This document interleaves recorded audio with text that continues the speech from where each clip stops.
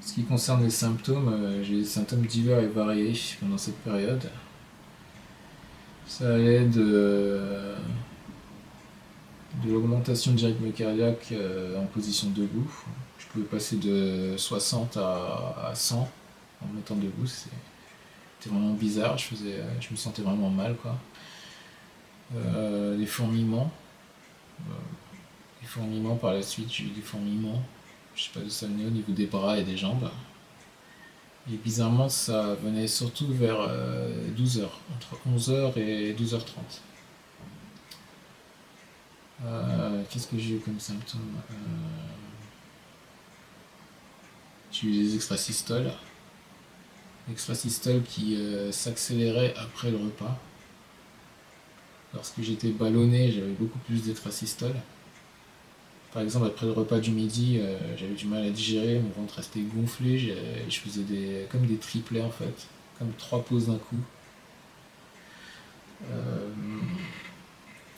donc voilà, c'était vraiment infernal et du coup, dans cette période, j'ai arrêté le sport depuis le mois de février. Quand ça m'est arrivé, j'ai arrêté le sport. Alors que ça faisait des années que je faisais de l'athlétisme, compétition régulièrement. Donc j'ai vraiment arrêté et en fait, cette période-là, j'ai commencé à perdre du poids. Sachant que avant de commencer l'athlétisme, j'étais à 59 kilos, il y a des années de ça. Et c'est en faisant de l'athlétisme que j'ai pris du poids. J'étais monté à 70, c'était mon poids régulier. J'avais parfois des pics à 72. Bon, ça c'était en période de pré-compétition, on va dire. Et voilà quoi. Donc en fait là j'avais déjà commencé à perdre du poids. Je pense que j'étais descendu à 65 kilos à un moment. Et donc ensuite j'ai eu ce traitement.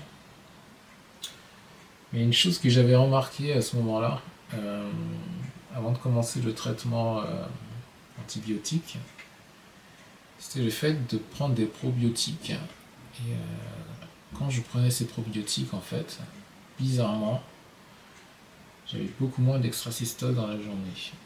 Alors, il ne faut pas me demander pourquoi, mais apparemment il y aura un rapport avec la flore intestinale. Mais bon, on reviendra sur ça un peu plus tard. Et donc ce qui s'est passé, c'est que j'ai pris les antibiotiques. Donc c'est vraiment infernal puisque c'est 4 fois dans la journée. Les antibiotiques 4 fois dans la journée. L'oméprazole une fois le matin et une fois le soir. C'est vraiment lourd quoi, parce que ça fait 12 gélules d'antibiotiques dans la journée et 2 gélules d'oméprazole dans la journée, c'est vraiment lourd quoi. C'est vraiment lourd et ça a duré 10 jours en fait. Et je me suis pas vraiment senti mieux tout de suite à la fin du traitement. Et donc en fait, on m'a dit d'attendre un mois pour faire le test. Un mois après la fin du traitement pour faire le test qu'ils appellent les liquides. C'est une sorte de test où on souffle dans un tube. On vous fait boire une solution acide. Et ensuite on vous fait souffler dans un tube. Et c'est là qu'ils voient s'il y a une présence de l'hélicobacter ou pas, selon les gaz qui sont détectés en fait. Mais bon, en fait, le test avéré négatif. Et pourtant, j'avais toujours ces douleurs au niveau de l'estomac. Donc, pour résumer, je suis passé plusieurs fois aux urgences, ça n'a rien changé. Ils m'ont dit d'aller voir mon gastro et d'aller voir. De reprendre rendez-vous avec le gastro-entérologue et de reprendre rendez-vous avec le cardiologue.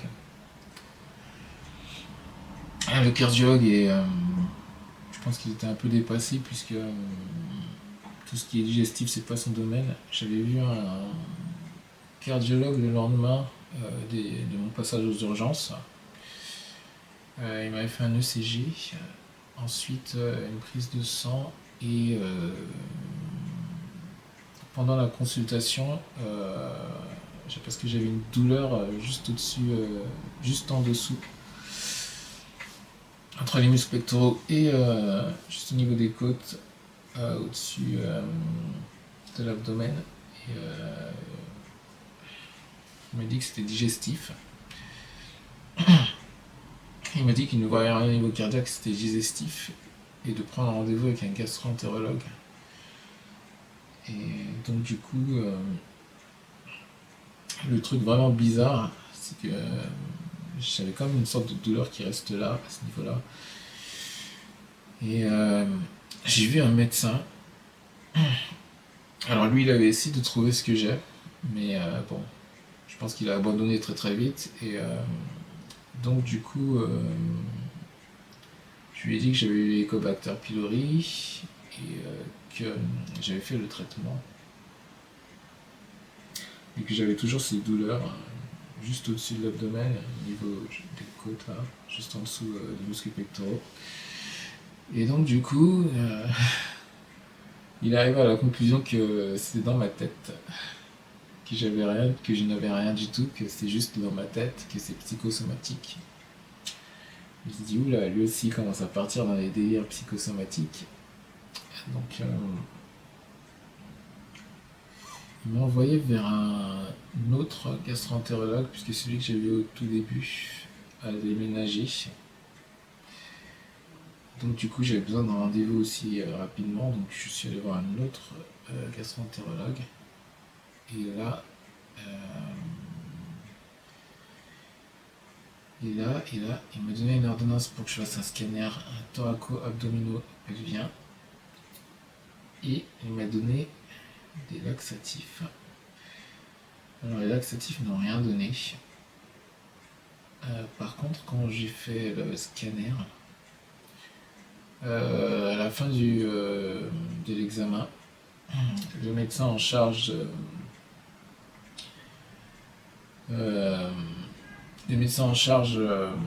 d'examiner, en fait, comment dire, le médecin en charge de l'interprétation des données, en fait, m'a posé une question. Il m'a demandé si j'étais constipé, puisqu'il avait l'impression qu'il y avait des matières stagnantes au niveau du côlon. Donc je lui ai dit que j'avais des gaz en fait. Il m'a dit que ça venait peut-être de ça. Et donc du coup, je lui ai dit que le gastro-entérologue m'avait donné des laxatifs. Donc il m'a dit que c'est peut-être ça. Et donc bon, par la suite, les laxatifs n'ont pas fonctionné. Et donc du coup, cette douleur est partie progressivement. Mais le truc bizarre, c'est que suite à ces antibiotiques, j'ai commencé à avoir des douleurs au niveau du côlon, au niveau en bas à gauche de l'abdomen. Et c'est des douleurs que j'avais pas au tout début, puisque les douleurs étaient vraiment localisées par la partie haute du système digestif. Et là, j'ai commencé à avoir des douleurs en bas à gauche. Et donc, après, quand ce traitement à base de laxatif n'a pas fonctionné, j'ai pris rendez-vous avec le premier gastro-entérologue que j'avais vu. Et donc du coup, on a discuté, on a refait l'historique de ce qui s'est passé. Et là, il me dit que j'ai peut-être l'intestin irritable, côlon irritable.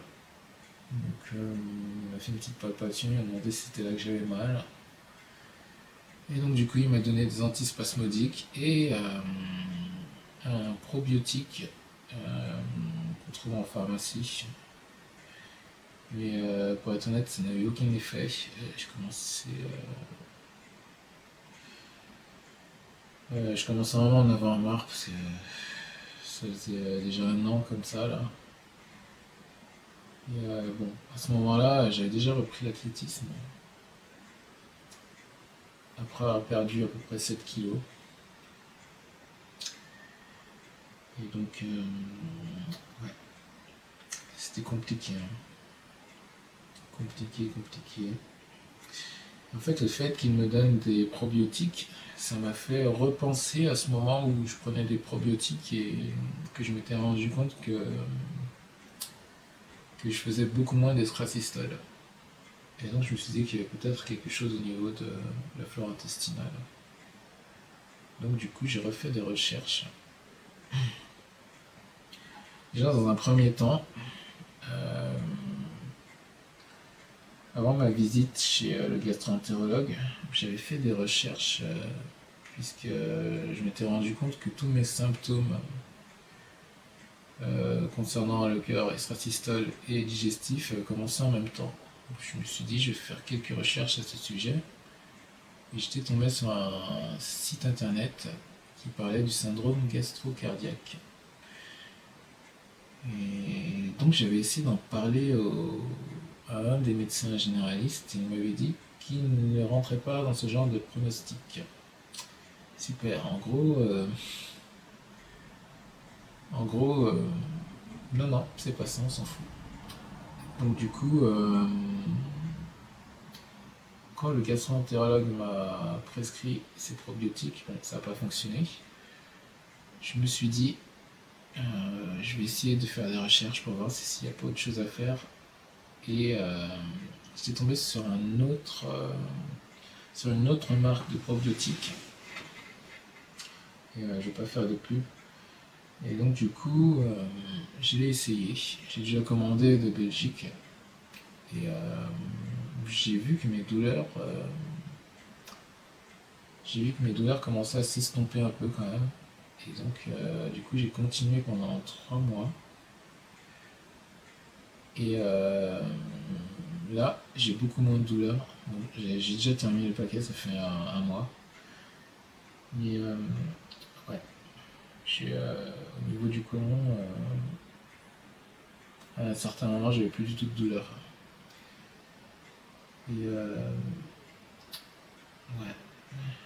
Par contre, j'ai toujours quelques douleurs, mais en fait, ce qui m'a agacé dans cette période, c'est surtout la façon dont j'ai été prise en charge